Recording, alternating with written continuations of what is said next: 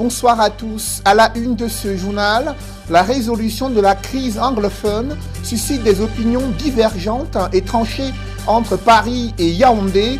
Pour le président Paul Biya, des réponses appropriées ont déjà été trouvées, à tel point qu'il y a un retour progressif à la paix, ce qui n'est pas l'avis de la France, favorable à un nouveau dialogue inclusif, y compris avec l'opposition, pour trouver une issue favorable et issue politique et pacifique à la crise dans le nord-ouest et le sud-ouest. À suivre dans ce journal, un regard croisé sur cette épineuse problématique. Malgré la controverse autour du vaccin AstraZeneca suspendu dans plusieurs pays européens, les campagnes de vaccination se poursuivent dans plusieurs pays africains et l'Organisation mondiale de la santé déplore la désinformation autour de la fiabilité de certains vaccins. Nous faisons le point dans la page santé du 20h.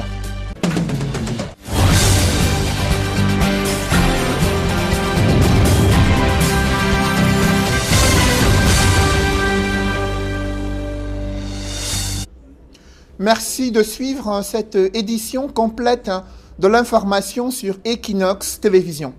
Mettons le cap sur le Congo, Brazzaville, où ce mercredi, des hommes en tenue se sont rendus aux urnes afin de départager les 7 candidats en lice. Ce vote par anticipation intervient 4 jours avant la date officielle du scrutin, un scrutin prévu dimanche 21 mars 2021. Le compte rendu avec nos envoyés spéciaux Eric Ouattat et Gladys Sidier. L'école primaire d'excellence La Fraternité dans le 2e arrondissement de Brazzaville accueille un bon contingent d'hommes en tenue qui sont venus s'acquitter de leurs devoirs civiques en cette journée du 17 mars 2021. Passage obligatoire, la consultation des noms sur les listes qui sont affichées. Dans ce centre, on compte 4 bureaux de vote pour un peu plus de 3000 électeurs. Devant chaque bureau, des files d'attente se sont formées et dans les salles, urnes, isoloirs, bulletins des différents candidats, le matériel est en place et chaque électeur peut faire son choix. Les bureaux de vote dans tout le pays ont ouvert dès 8 heures pour cette première étape de vote qui concerne les agents de la force publique qui pourront ainsi sécuriser le vote populaire dans 4 jours. C'est la première fois dans l'histoire du Congo-Brazzaville que l'on assiste à une élection segmentée. Ce qu'il faut savoir de ce vote anticipé, eh bien, c'est qu'il résulte en fait de la réforme de la loi électorale que le pays a récemment adoptée. La société civile qui craignait des fraudes massives s'était farouchement opposée à la création des bureaux de vote dans des casernes, chose qui a été globalement respectée sur l'ensemble du territoire national. Le reste des électeurs devra se rendre aux urnes le dimanche 21 mars prochain et ils devront choisir parmi les 7 candidats en lice qui sera leur futur président. Parmi les candidatures en pole position, il y a bien sûr celle de Denis Sassou Nguesso, le président sortant qui brigue un 4e mandat consécutif. Il a 2 principaux rivaux, en l'occurrence Guy Brice Parfait Kolela, candidat qui est arrivé en 2e position lors de l'élection controversée de 2016. Mais il y a également Mathias Zong, ancien ministre des Finances de Denis Sassou Nguesso, candidat malheureux à la présidentielle de 2009. Il avait boycotté celle de 2016 et il dénonçait ainsi des irrégularités. Il compte bien cette année 2021 prendre sa revanche. Du reste, en marge de cette élection anticipée qui concerne exclusivement les hommes en tenue, la campagne électorale, elle, sur le terrain, se poursuit. Et Equinox Télévision, au cœur des grands événements sur le continent et dans le monde, vous rend compte au-delà de l'image. Envoyés spéciaux depuis le Congo-Brazzaville, nous sommes Eric Florent Ouattat, Carlos Minoé Gizogo, Gladys Sidier. Restons dans la capitale congolaise où des populations s'interrogent. Serait-ce un slogan de campagne? Le président sortant et candidat à sa propre succession envisage de renforcer l'état de droit et de lutter contre la corruption. D'aucuns voient à travers ces annonces la volonté de décrisper le climat politique et l'élargissement des opposants emprisonnés depuis quelques années. Le sujet d'ailleurs alimente de vifs débats durant cette campagne électorale. Explication avec Carlos Minoé Gizogo, envoyé spéciaux au Congo-Brazzaville. Une longue tirade de Denis Sassou Nguesso sur la consolidation de l'état de droit au Congo lors de son meeting à Ouando, c'est un fait inhabituel au cœur de la campagne du président candidat à sa propre succession. Notre pays doit continuer d'être un pays de droit et nous allons renforcer cette dimension de notre pays. Nous allons tout mettre en œuvre pour mettre fin aux antivaleurs parce que nous ne pouvons pas aller vers le développement si la corruption persiste, si la paresse persiste, si l'absentéisme persiste, si le non-respect des biens publics persiste. Immédiatement, il faut croire que le président congolais prête une oreille attentive aux critiques récurrentes sur des manquements au respect des droits humains, mis en évidence souvent par Amnesty International et Human Rights Watch au Congo. À ce sujet, on peut citer les cas des opposants Jean-Marie Michel Mokoko et Okombi Salissa, emprisonnés depuis la présidentielle tumultueuse de 2016. Faut-il alors croire que Denis Sassou Nguesso songe à les élargir? Cette éventualité n'est pas à exclure. Lui qui avait déjà autorisé l'évacuation sanitaire de Jean-Marie Michel Mokoko en Europe l'année dernière. S'il héritait d'un nouveau mandat à la tête du Congo, l'élargissement de ses opposants pourrait en apporter davantage à sa stature d'homme de paix qu'il affectionne et surtout, selon ses voeux, consolidera l'état de droit au Congo. Et dans le cadre de la couverture de cette élection présidentielle au Congo-Brazzaville, ne manquez pas à 21h l'entretien avec le secrétaire général du PCT, le parti au pouvoir, dont le candidat est Denis Sassou Nguesso. Entretien à suivre sur Equinox Télévision à partir de 21h. Au Cameroun, non loin du Congo-Brazzaville, se trouve la localité d'Ambam, dans la région du sud, une localité confrontée à des coupures intempestives d'électricité. Selon les populations, cela fait 3 mois qu'ils ont du mal à avoir de l'énergie électrique. Cela suscite de nombreux désagréments et cela a des conséquences négatives sur le plan économique.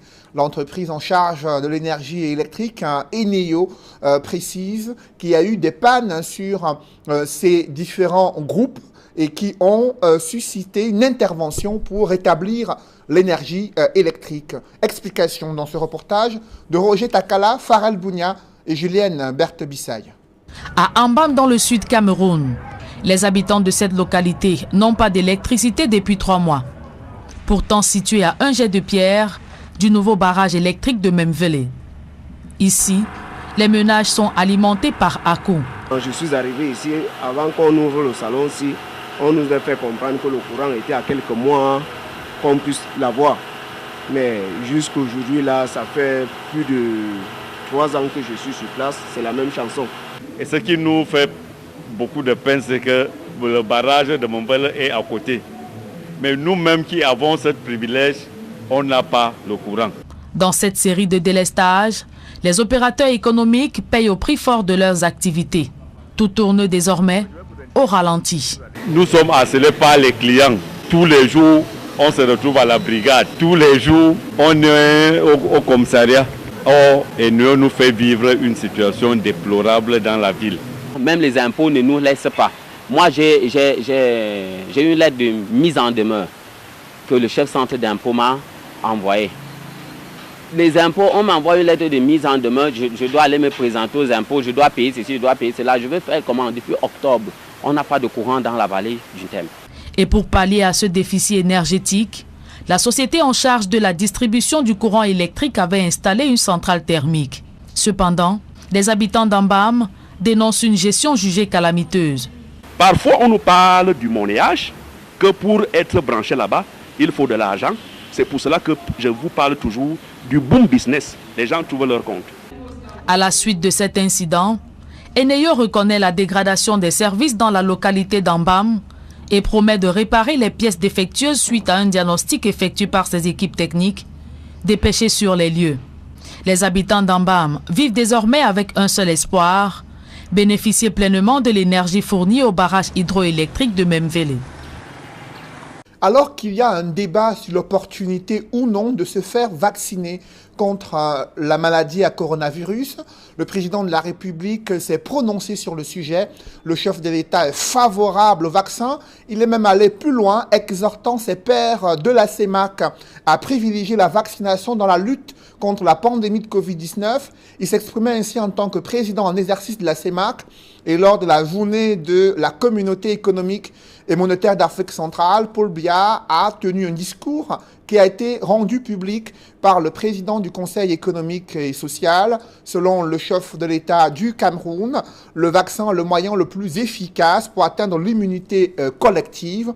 Il s'est également exprimé sur d'autres sujets qui préoccupent la communauté régionale. Les points saillants de son discours sont présentés dans ce reportage signé Sylvestre Hippolyte Zangao.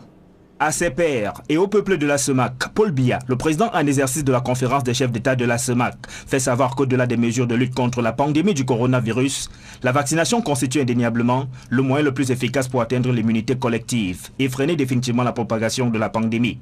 Dans ce discours prononcé à l'occasion de la célébration de la 12e édition de la journée de la communauté économique et monétaire de l'Afrique centrale, Paul Biya exhorte les États membres à tirer le meilleur profit du dispositif COVAX pour assurer la vaccination du plus grand nombre de leur population. Cependant, les défis sanitaires n'étant pas les seuls que connaît la sous-région, Paul Biya reconnaît que l'instabilité en République centrafricaine entraîne des perturbations graves dans les échanges entre les pays de la CEMAC.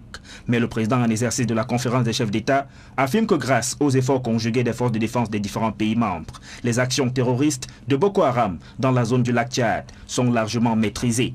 De même, la crise sociopolitique dans les régions du nord-ouest et du sud-ouest du Cameroun trouve des réponses appropriées qui augurent un retour progressif à la paix et à la cohésion sociale. Que dire alors de l'intégration sous-régionale? Pour Paul Biya, les États de la CEMAC ont enregistré des avancées dans le processus. En guise d'illustration, sont cités l'édification d'un marché commun à travers l'harmonisation en cours des tests sectoriels des États membres, la définition des politiques communes dans divers secteurs de l'économie, la promotion du commerce, de l'industrie, de l'agriculture, de l'élevage, de la pêche, la coopération universitaire et la libre circulation des personnes et des biens. Sur le plan économique, Paul Biya affirme que la mise en œuvre des programmes de réforme économique et financier de la CEMAC a permis le rétablissement des fondamentaux macroéconomiques et le financement des projets intégrateurs est en bonne voie.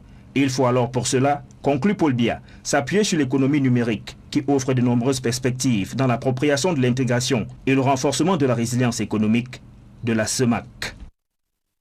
De la commémoration de la 12e édition de la journée de la CEMAC, le président de la République du Cameroun s'est exprimé sur la crise sociopolitique dans les régions du nord-ouest et du sud-ouest. Selon Paul Biya, des réponses appropriées ont été trouvées et cela augure un retour progressif à la paix et à la cohésion sociale. À propos de l'évolution de la crise anglophone, l'un des principaux partenaires bilatéraux du Cameroun a une autre grille d'analyse. Le ministre français des Affaires étrangères précise que son pays reste très vigilant quant aux violations des droits de l'homme constatées dans le cadre du conflit armé dans les régions du nord-ouest et du sud-ouest au Cameroun. La France a fait valoir, dit-il, auprès des plus hautes autorités camerounaises, la nécessité d'enquêter de manière indépendante et impartiale sur les exactions commises et de traduire les responsables en justice. Pour Jean-Yves Le Drian, la France reste convaincue que l'issue de la crise dans les régions du nord-ouest et du sud-ouest ne peut être que politique et qu'elle suppose notamment un dialogue inclusif, y compris avec l'opposition, et la mise en œuvre effective du statut spécial des régions anglophones et de la décentralisation. La France poursuivra ses efforts pour accompagner une résolution pacifique du conflit en collaboration avec les autres partenaires internationaux du Cameroun. C'est en substance la réaction de Jean-Yves Le Drian, ministre français des Affaires étrangères. Il répondait à une préoccupation du député français Sébastien Nadeau concernant la situation dans les régions anglophones. Et parlant du Covid-19, le HCR s'inquiète de la situation sanitaire des réfugiés au Cameroun. Ils sont déjà une centaine de réfugiés testés positifs au coronavirus, alors que des cas de décès sont signalés. Le HCR apporte un soutien logistique au gouvernement camerounais dans le cadre de la lutte contre la pandémie de Covid-19. D'autres détails avec Joël Essengue et Aïk Cyril. Logés pour la plupart dans les régions de l'extrême nord, du nord, de l'Adamawa et de l'Est, Ils sont près de 430 000 partis de leurs pays respectifs pour trouver un abri au Cameroun. Comme les nationaux, les réfugiés sont exposés au coronavirus. 79 d'entre eux ont été testés positifs, 27 asymptomatiques pour un total de 106 cas de Covid-19. Et même si 62 malades ont d'ores et déjà recouvré la santé, un décès parmi les réfugiés a été enregistré pas plus tard que le week-end dernier. D'où la sortie du Haut Commissariat des Nations Unies pour les réfugiés au Cameroun. Un grand plaisir de prendre la parole ce jour à cette cérémonie de la remise au ministère de la Santé publique de 3 ambulances médicalisées, de 181 concentrateurs d'oxygène, de 4 respirateurs et de 220 oxymètres de poule destinés aux formations sanitaires des zones d'accueil des réfugiés dans les régions de l'Est, de l'Adamawa, du Nord et de l'extrême Nord. D'un montant global de près de 400 millions de francs CFA, les 3 ambulances médicalisées et les 181 concentrateurs d'oxygène s'ajoutent à d'autres actions déjà menées par le HCR dans le cadre de la riposte contre le coronavirus au Cameroun. Tout cela s'est traduit par aussi la mise en place d'un système de triage dans les formations sanitaires, mais aussi de construction en matériaux durables, des unités d'isolement, toujours utilisées jusqu'à présent, et de prise en charge des patients atteints de la Covid-19 dans les 6 hôpitaux des districts suivants: l'hôpital de district de Garoua-Boula et l'hôpital de district de Batouri pour la région de l'Est, l'hôpital de district de Meganga et l'hôpital de Johong pour la région de l'Adamawa, l'hôpital de district de Touboro pour la région du Nord, l'hôpital de district de Mokolo pour la région de l'extrême Nord. En recevant le don du Haut Commissariat des Nations Unies pour les réfugiés au Cameroun, le ministre de la Santé publique promet d'en faire bon usage, tout comme il souligne la nécessité pour le gouvernement et les partenaires au développement de mutualiser leurs efforts afin de limiter la propagation du coronavirus au Cameroun. Dans les tout prochains jours, ces matériels seront mis à la disposition des formations sanitaires bénéficiaires. La santé des populations victimes des crises sociopolitiques et sanitaires demeure l'une des priorités du gouvernement et de ce partenaire qui ensemble ont décidé de booster les performances de notre système de santé en vue d'inverser les différents ratios et indicateurs qui continuent d'être un sérieux problème de santé publique dans notre pays. La question de la vaccination a également été évoquée pendant la rencontre. Le HCR souhaite que les réfugiés fassent partie des cibles privilégiées lorsque les premières doses de vaccins arriveront au Cameroun. La controverse et la polémique autour du vaccin AstraZeneca, des pays africains ont maintenu leur campagne de vaccination. C'est le cas du Sénégal et l'Éthiopie. Quant à l'OMS, elle l'appelle à ne pas céder à la panique et éviter toute désinformation. Sur le continent nord-américain, on constate une accalmie dans les hôpitaux à la suite des campagnes de vaccination qui ont déjà été menées. On fait le point avec Nadine Yambou. Malgré la controverse autour du vaccin AstraZeneca, l'Éthiopie maintient son programme de vaccination contre le coronavirus avec ce protocole. Prenant part à cette campagne, le représentant de l'OMS dans ce pays appelle les dirigeants à instaurer un climat de confiance au sein de la population et de s'attaquer rapidement à la désinformation autour de ce vaccin. L'Éthiopie figure parmi les pays ayant bénéficié de la facilité COVAX. 2,2 millions de doses de vaccins ont été acheminées dans ce pays. Et l'Éthiopie entend vacciner 20% de sa population d'ici la fin de l'année 2021. Autre pays sur le continent africain n'ayant pas interrompu le déroulement de sa campagne de vaccination avec AstraZeneca, c'est le Sénégal. Pour les responsables sanitaires, il est hors des questions de remettre en cause toute une stratégie par principe de précaution. Affirmant par ailleurs n'avoir enregistré aucun problème majeur depuis les injections des doses. Mais le gouvernement rassure que des études approfondies seront menées sur ce vaccin. 130 000 personnes ont déjà été vaccinées en 3 semaines. Le Sénégal a reçu 324 000 doses de vaccin AstraZeneca et 1 million de doses de vaccins supplémentaires sont attendues au mois de mai 2021. Face à la controverse autour du vaccin AstraZeneca, l'OMS appelle les pays du monde à ne pas céder à la panique. L'Organisation mondiale de la santé appelle à une poursuite des campagnes de vaccination avec ce protocole. Et sur le continent européen, confronté à une nouvelle vague de contagion au coronavirus et à la circulation des nouveaux variants, l'Italie est rentrée en confinement jusqu'au 6 avril 2021. Période durant laquelle les bars, les écoles et restaurants resteront fermés. Le gouvernement dit vouloir éviter la psychose avec la saturation des hôpitaux et les morts en cascade enregistrées il y a 1 an. Le pays enregistre plus de 150 000 nouvelles infections, soit une augmentation de près de 15%. L'Italie a atteint la barre des 100 000 morts. Après le rejet du vaccin AstraZeneca, l'Italie compte désormais utiliser le vaccin russe Sputnik V. 10 millions de doses seront produites d'ici le mois de juillet 2021 dans ce pays par les firmes pharmaceutiques.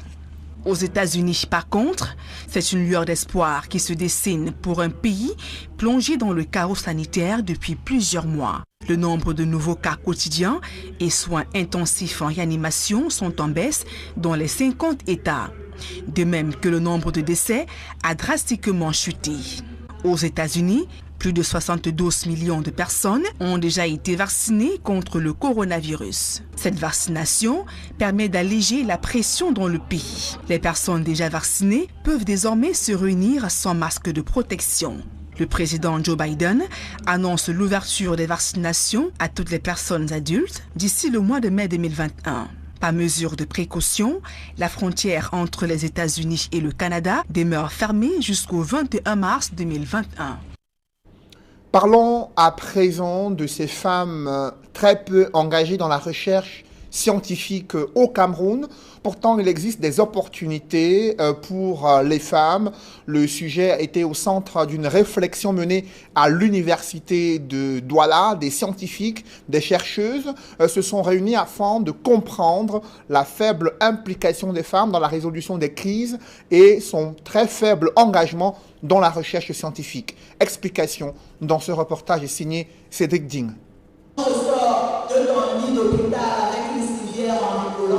La femme comme objet d'étude scientifique et sa place dans la recherche. Une problématique qui a réuni d'éminentes chercheuses dans différents domaines de connaissances et des doctorants venus porter un regard croisé sur la gente féminine et son apport dans les mutations sociales. Nous voulions voir comment toutes les disciplines peuvent aborder la femme comme objet d'étude. Pour nous, c'était intéressant parce que cette année, les JSD se tiennent à mars. Et mars est considéré comme le mois de la femme avec le 8 mars. Voilà les quelques raisons qui peuvent permettre à nos jeunes chercheurs de répondre aux questions que se pose la société. C'est ça la recherche. La recherche résout les problèmes de la société. La recherche répond aux questions de la société. Des questions encore plus d'actualité à l'heure où le monde connaît de grands mouvements, tant au niveau des revendications sociales, corporatistes et de l'égalité des sexes. Premièrement, la femme doit être considérée comme un être humain entièrement inclus dans la société. La femme ne doit plus être aujourd'hui considérée comme une sous-personne et l'homme au-dessus de la femme. Aujourd'hui, nous devons parler de l'égalité entre l'homme et la femme. Une égalité de plus en plus palpable selon certaines chercheuses, qui est loin d'avoir attendu l'explosion des mouvements féministes au XXe siècle pour se faire une place dans les sociétés africaines. Mais attendez, la femme se sent de plus en plus concernée par ce que nous sommes en train de vivre. Et pour nous qui enseignons les civilisations africaines, ce n'est pas une nouveauté. Contrairement à ce qu'on dit le 8 mars, que nous souffrons sous le poids de nos traditions, c'est la femme qui est ce qu'on appelle le potomitan, le pilier de la société. Une vision que toutes ne partagent pas, car pour certaines, la femme africaine a encore du mal à trouver ses marques au sein d'une société fortement phallocrate. Vous parlez des droits, alors les droits, je n'en vois pas beaucoup. Si dans les textes, mais nous sommes spécialistes aussi des textes, nous avons de très beaux textes. Mais l'application, c'est une autre paire de manches. Nous sommes là pour réfléchir à ce que nous pourrions faire de plus, encore mieux. Il est temps que toutes les femmes se mettent ensemble pour travailler afin de relever cette image de la femme. Si ensemble on se met, on travaille, cette image peut être meilleure. Une réflexion menée par le Cercle de recherche sur les imaginaires de l'Afrique autour de la jante féminine afin d'impulser un changement intérieur chez la femme pour que cette dernière puisse pleinement jouer son rôle de pilier de la société. Dans le reste de l'actualité, les avocats du mouvement pour la renaissance du Cameroun dénoncent un procès purement politique devant des tribunaux à Douala. 24 de leurs militants n'ont pas obtenu la demande d'habeas corpus. Ils étaient devant le tribunal. Ils ont brandi des arguments invoquant des violations flagrantes des dispositions légales en matière de garde à vue et d'audition, mais le juge n'a pas daigné reconnaître la pertinence de leurs arguments. Je vous invite à suivre Maître Fabien Kenyé, membre du collectif des avocats du MRC, qui s'exprime également sur les conditions de détention et d'incarcération qu'il juge horribles. Comme vous le savez, ces personnes avaient été arrêtées le 22 septembre dans le cadre des marches politiques organisées par le petit parti politique dont je fais partie, le MRC. Arrêtées le 22 septembre. Gardés à vue depuis le 22 septembre, à aucun moment leur mandat de garde à vue n'a été renouvelé. C'est le 29 septembre qu'ils sont traduits, déférés devant le juge d'instruction militaire, qui les met sous mandat de dépôt. Et dans l'intervalle, on dit, il y a aussi le procès verbal d'audition, qui dit pendant l'audition, il doit être accordé des facilités à ces messieurs, des temps de repos. Et que cela doit être, la mention doit en être faite dans le procès verbal. C'est un article extraordinaire qui le prévoit, l'article 124 du Code de procédure pénale, qui dit que dès que cette mention n'est pas faite, le procès verbal d'audition est nul et cela par la suite emporte tous les actes subséquents, donc tous les mandats de justice qui ont été portés, qui ont été par la suite. Engagés par le juge d'instruction. Nous avons porté tous ces faits devant le magistrat, que je sais extrêmement rigoureux et pointilleux. Il est suffisamment compétent. Donc, quand vous lisez sa décision, il a lu entièrement. C'est une construction juridique extraordinaire. Sauf qu'à la fin, j'ai même pitié de ce magistrat, parce qu'il me rend compte que ce n'est pas lui qui rend cette décision. Moi, j'ai souvent eu à dire que les prisons au Cameroun sont des mouroirs. À plus forte raison, la prison centrale du Doubel. Et prenez ça pour de l'argent comptant. Des gens mangent parfois des souris pour vivre là-bas. Et il y en a qui dorment à la pleine étoile, qui n'ont même pas de mandat. Le mandat, c'est quoi? C'est un petit espace dans lequel vous pouvez essayer de reposer votre corps. Il n'en existe pas. Pour ce qui concerne nos amis politiques, ils sont près d'une soixantaine et nous ont rapporté qu'il y aurait une cellule dans laquelle ils sont aujourd'hui confinés, une cellule prévue pour, je crois, 30 personnes, ils sont près d'une soixantaine. Et la dalle, le bâtiment avait été l'objet d'un incendie et n'a pas été réparé. Donc quand il pleut, l'eau se déverse directement sur eux. Vous imaginez dans quelles conditions. Même les animaux ne peuvent pas être autant traités. Au-delà même d'eux, je déplore sur le plan général les conditions carcérales au niveau local. Il faut que les autorités prennent leurs responsabilités et sachent que les vies humaines sont sacrées. Un public reportage dans ce journal, c'est un témoignage exceptionnel de la solidarité agissante des entreprises camerounaises, en l'occurrence le groupe Kadi, qui a mis sur pied une campagne baptisée « Notre patrimoine, c'est vous ».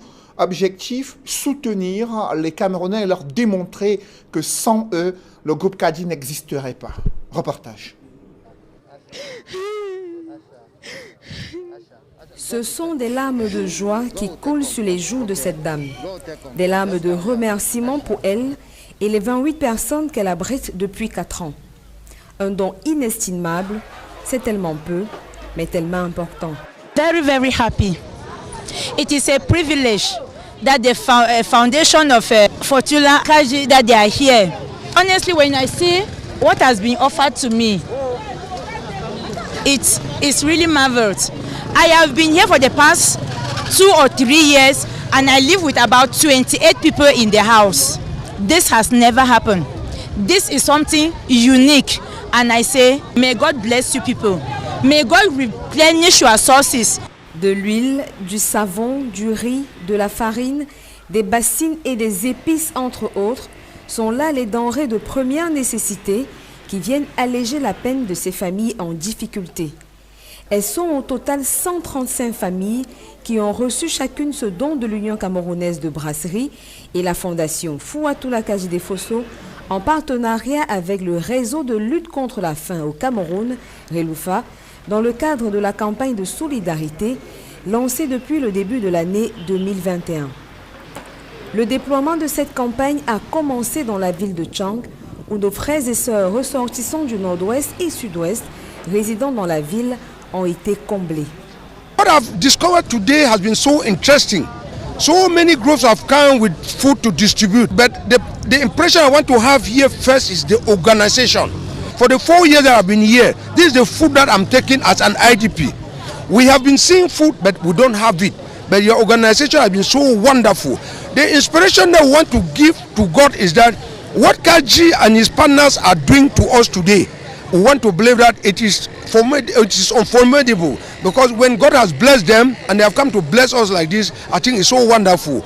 And the word that we want to say is that Kaji should understand that he is dealing with people, and the prayer of people are saying that the sky should be the limit. As the sky should be a limit, you continue to cater for the people like you are doing. Pour la réussite de cette opération, le Reloufa, partenaire terrain pour cette initiative, nous donne ici son niveau de satisfaction de cette première étape. I am very satisfied with what I just witnessed here in Tchang, because the Kaji Foundation and Reloufa came together to give assistance to internally displaced persons who are living in Tchang, coming from the northwest and the southwest regions. From the testimony of the displaced person, they have shown their satisfaction through words and the emotions that I've seen. We identified actually 135 families. So these 135 families are representing almost like 7,000 people, because there are families with at least maybe 7 people in the house, 8 people. Après les populations de la zone du nord-ouest dans la ville de Tchang, la caravane de solidarité du groupe Kaji, menée par les responsables du groupe et la fondation Fouatoula Kaji des Fosso, s'est arrêtée dans l'arrondissement de Fiko à Souza pour apporter la même chaleur aux populations en difficulté et aux déplacés internes de cette région. Que la fondation vient témoigner son élan de cœur vis-à-vis de nos frères et sœurs. Ce que la Fondation Kaji a fait aujourd'hui mérite d'être salué, appuyé, encouragé, car ce n'est pas tous les jours que nous voyons de tels actes vis-à-vis de personnes qui en ont besoin. Je voudrais donc remercier très sincèrement cette fondation qui a donné de la joie ou bien du sourire à nos populations ici à la commune de Bonalé à ce jour, et qui va continuer en densifiant cette solidarité vis-à-vis d'autres personnes. Un geste très important pour eux, et c'est avec le cœur plein de joie que les populations ont dit 1000 fois merci à la Fondation et au groupe Kaji. About these goods of today, never in my life, I've never experienced this before. This is my first time, so I'm very glad. I don't know how to say thank you to these people who are giving us, who are really helping us to do one or two things. Thank you very much. I want to appreciate, I want to encourage others. Population of Souza, IDP, we are greatly overwhelmed with the Kaji Foundation for this wonderful gesture that they have come to help us, to help mostly the displaced people. Count your blessings, name them one by one. Count your blessings, see what God has done. C'est sur un chant et une note d'espoir que les familles ont remercié la Fondation Fouatoula Kaji des Fosso pour ce geste de solidarité. Notre patrimoine, comme le dit le désormais célèbre slogan de la marque Kadibir, c'est nous-mêmes. La campagne est prévue pour s'étendre sur de longues semaines, selon les dires des responsables du groupe Kaji. Rendez-vous donc aux prochaines étapes, celles de l'Est et de l'extrême nord.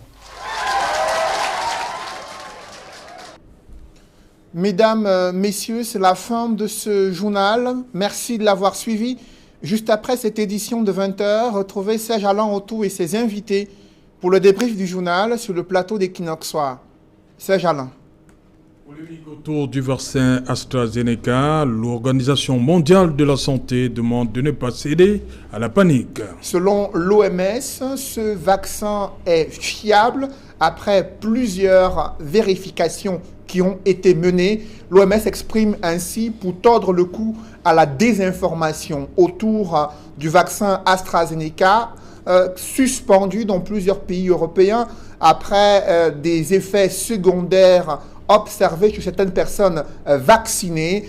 L'Organisation mondiale de la santé qui lance une campagne même sur le continent africain afin d'encourager les populations à se faire vacciner. Et le chef de l'État du Cameroun, Paul Biya, lui aussi a dit être favorable au vaccin. Il a même conseillé à ses pairs de privilégier la vaccination en Afrique centrale. C'est Alain. Quel vaccin? Le vaccin, il ne s'est pas prononcé sur le vaccin à utiliser, mais il estime que la vaccination reste le meilleur moyen de pouvoir bénéficier d'une immunité collective face à la pandémie. Voilà. Madame, Monsieur, c'est donc l'essentiel qui en sera deuxième partie. Bonne soirée à vous, Cédric. Je vous souhaite une bonne soirée, Serge Alain. Rendez-vous demain 20h.